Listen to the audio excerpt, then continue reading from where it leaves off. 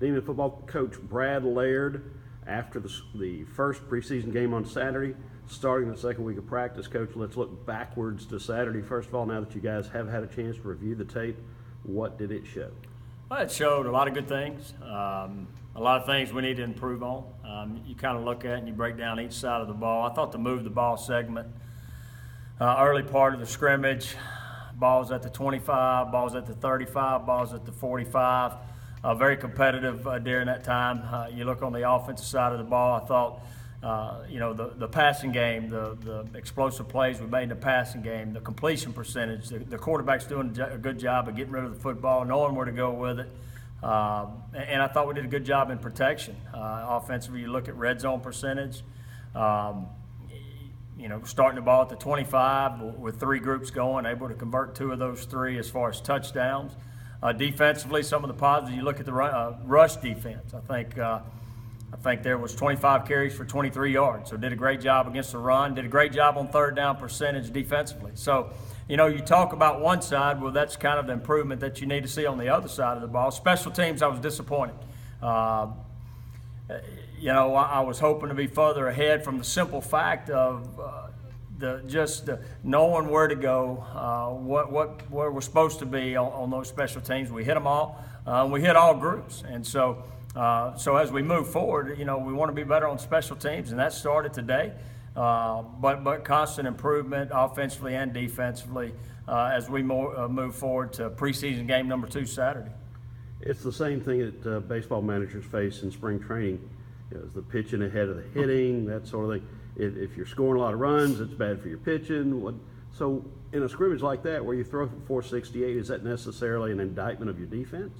Well, as you go back and look at the tape, the thing is you don't want them to throw for 400 and rush for 200. So we when you can force somebody to be one-dimensional, but our offense was able to convert, and I think that's if people are going to stack the box, then you got to be able to do that offensively, and I think we were able to do that defensively. That's the one thing we talk about. Let's stop the run, and so as we move forward, defensively working on. Not giving up the big plays in the passing game, offensively looking to establish a running game. So it gives us something to work on. And, I thought coming out, and it's probably easier for me to stay as a head coach, there was good on both sides of the ball, and I saw that as we move forward this week. Are you willing to pinpoint in any individuals who particularly did well?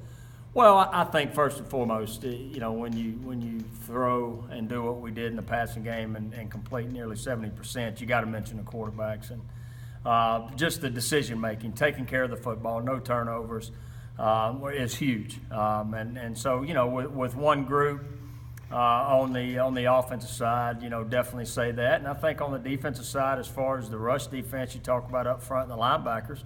And you're talking safeties too that are involved in the run game, rush defense. So, if you pinpoint one on each side of the ball, I think that would be it, just because of the way the scrimmage went. Okay, now let's look forward to and include this morning's practice. What happens this week?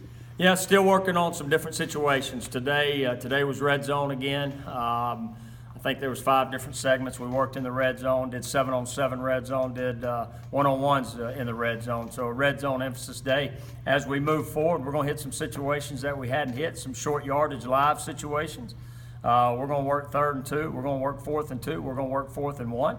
We're going to work goal line situations. We worked red zone. Now we'll put the ball at the 6 and 2 plays from the 6, from the 5, the 4, the 3, the 2, the 1. So continue to work those different segments as we move forward and incorporate all of them in Saturday scrimmage. Okay, special teams, just at the end of practice, there was clearly more involvement from throughout the team. What are you doing there this week differently? Well, post-practice, we always have something for the specialists. Today just consisted of our pooch punt, trying to pooch it inside the 10-yard line. And so when we do that, we incorporate our deep snapper and our missiles. To understand that depending on where the ball's kicked, to make sure we keep it out of the end zone. And then also on the other side was working our squib kicks with our wedge back and fullbacks, with the fair catch rule in play this year. Do you see more teams squibbing it, sky kicking it? So we were able to work on those with the wedge back and fullbacks. because at some point they'll incorporate that in a game this year. So we want to make sure we work on that.